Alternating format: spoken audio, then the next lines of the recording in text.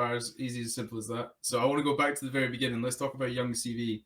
What was life growing up in Canada? How is rugby in Canada? Yeah, it's really good. It's like I was very fortunate to have opportunity to start when I was quite young. But I didn't start. So I started playing in high school. But when you get to high school in grade 9, that's when you can start.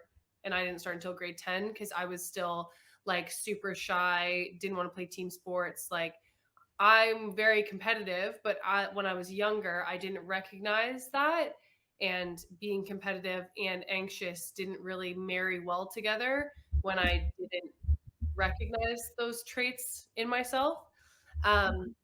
So I first grew up figure skating and horseback riding. So I was like a very individual athlete. And then when I got to high school and all my friends started playing rugby, I didn't start the first year because I didn't want to be bad at it. I think is probably the biggest thing is now, like looking back, obviously as an adult with hindsight, like I think the thing that honestly did hold me back was because I didn't want to be bad at it, but all of my friends had never played before, but because I was so anxious about it, I couldn't do it. Like I just couldn't do it. And then the next year, my rugby team or like my high school was going on a tour to Ireland. And you obviously had to play to go on the tour, and I wanted to go on the tour. So I started playing and it was good. So, and then like it fit me. Yeah, it fit me a lot better that like contact sports are made for me. Like I'm made for contact sports. I've always been like big, tall, strong, and not very graceful. So shifting from something like competitive synchronized figure skating to a contact sport, it was like a much better fit for who I am. I can't imagine competitive synchronized figure skating. That's like those seem like one of those sports that seems very draining on the body. Competitive figure skating seems impossible. Yeah, I mean, I've not put skates on in years now, and I imagine I could still do it because As I like said, do you think you'd still give it a good go? yeah, I do. I honestly do. Like it might take a little bit of like warming up, but like I think it's one of those things that you don't lose, like riding a bike, because I started skating when I was like 4. You know, in Canada, you genuinely learn how to skate the same time that you're learning how to walk. So like that's not even like a stereotype, like that's legit. So I don't think I'd lose how to skate. I would maybe be more conservative in trying things, but that's just I think because I'm like older now and I definitely have this like higher awareness of injury. You know, when you're a kid, you're like, I'm not scared of anything. Whereas like now I'm like, I don't have to tear an ACL, so I'm scared of everything. Yeah, so it's been a journey, but rugby's definitely been like the best suited thing for me, I think. So how did you get into horseback riding and skating at the same time? So you said you learned to skate when you were 4 years old. When you say you're a horseback rider, is this like show jumping or equestrian, or was this like so I started riding when I was like 5 as well, and I think part of it was childcare. Like there was a barn where I lived like more in the country. You're Calgary middle, are you not Alberta? No, I'm like Peterborough, so just east of Toronto. But I actually I grew up in a place called Keene, which is even smaller than Peterborough. And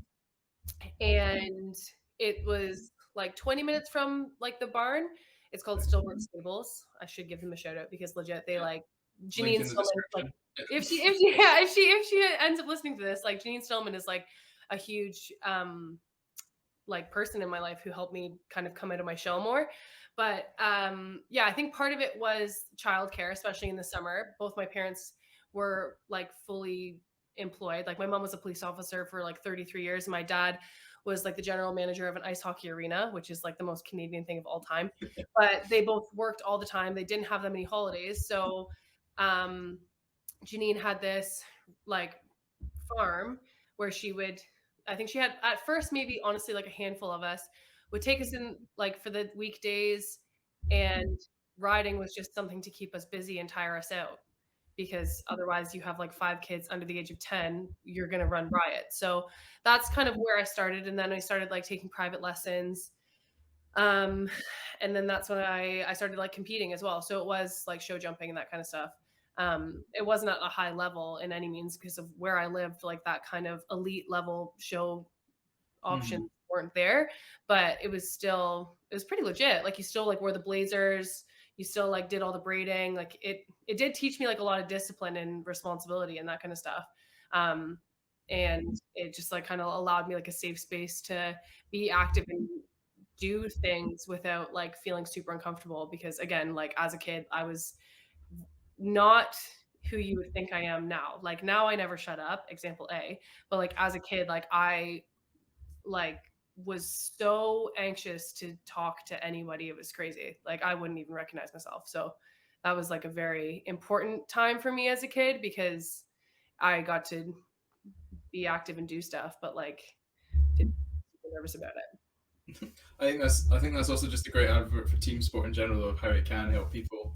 If you in a place where you think, oh no, everybody's going to be looking at me, and if I'm not doing it right, and there's people that just go, well, you're one of us now, so we might be able to make fun of you, but if anybody else says a bad word about you, not a chance for letting that slide. So yeah, absolutely. Like I think once I started playing rugby, like that is genuinely what helped me come out of my skin, or like out of my shell more, and helped me kind of understand like what being competitive was all about, like, and being okay with being competitive, and like, yeah, just having other people kind of cheer you on and push you to be better. It was, yeah, I think team sport is super important. And you're absolutely right. Like once you become a part of a team, like everybody rips on each other, but it is that safe space where like if anybody, like an outsider has anything to say, like you've got 30 of your closest friends ready to rumble if they need to.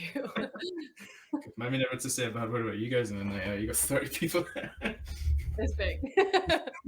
How does so everybody, you've probably heard a lot of this yourself, when people go, oh my god, you're a rugby player, that's so brave.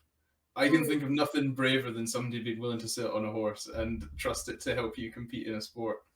I guess like, but for me, I mean, because as I grew up, I also worked at a summer camp, and so then I was teaching lessons. Yeah. And I mean, because I grew up in that environment, I'm not nervous around horses as well, at all. Sorry. And like, I understand them more. Like every horse has, I mean, no one, also anyone listening to this is like, we didn't sign up for this. We signed up for rugby. But anyone who has been around horses before will tell you that like each individual one has its own personality and how it behaves. And they're often used as like therapy animals as well. So they're very good at like feeling your energy. And that's why they're good for people with disabilities and young kids and stuff as well, because like they genuinely do feed off of that. And some of them are absolute dicks. Like I've had horses where I've had to punch them in the face before because like they've tried to throw off my like 6-year-old student. But like for the most part, they're really like gentle and know that they just have a job to do. But like when I would have like hockey boys come, or like other adults come who've never been around horses before, I fully understand what you're saying. They'd be like, oh, like it's like immediate like fear. And I'm like, it's because I've been in that environment, they're not scary to me at all. But like it's funny to watch that happen. It's like an absolute like recoil into a shell, like so nervous on this horse, like don't know what to do. But I guess because I grew up in that environment, like it's never been scary for me. See, I used to be scared of horses when I was younger, because we have a lot of fields around here with people who own horses. So we used to do that. We'd feed them like a carrot from the safety of the other side of the fence. Yeah. And I was like, oh no, these guys aren't too bad. And then I had Ryan Manny on here, who's a Grand National winning jockey. He won the national. He's from my local area. And he was like, no, I'm terrified of horses. I was like, you race horses? And he's like, and I'm terrified of every single one. I was like, that's crazy. Yeah. Like, but like racehorses are different. Like racehorses are psychotic. So I understand, because those guys are not cool. But like lesson horses, some show jumping horses, like the horses that I worked with were also like old for the most part, or like just they were lesson horses, like they were made for young kids. So yeah, whereas like yeah, race horses are mean. Yeah, they're professionals. They don't they're here to do a job. Yeah, this isn't exactly. No, that legit is it for sure. If I reckon if a horse could understand the amount of money that probably goes on top of them every single race, I'd be pretty nervous too. I bet you like some of those horses do know, because they walk around like they own the whole thing. Like, fairness, they do, to be fair. Yeah, absolutely true. Absolutely true. It's very often I've looked at a horse and gone, I reckon that thing's probably worth more than me, like as a person. It is. And the answer is it is. Like this was years ago when I worked at the summer camp, one of the owners of the camp, or like her husband, he used to play in the NHL and then like got a bunch of concussions and couldn't play anymore. So started investing in racehorses. And I remember one year they came home with a new horse and they had bought it for like 80 grand. And then like the next weekend it won like 100 grand in a race. And I was like, nice. Yeah. Yeah. Like, cool. That's more than anything that I own right now. To be fair, I was 16, but like still, that's mental. I mean, I'm 20. I keep saying I'm 26. I'm not. I'm 25. I'm almost 26. So my girlfriend's drummed into me that I'm almost 26, and now it's just living with me. But I don't think I've got anything worth 100 grand. I'm 26. So 10 years on.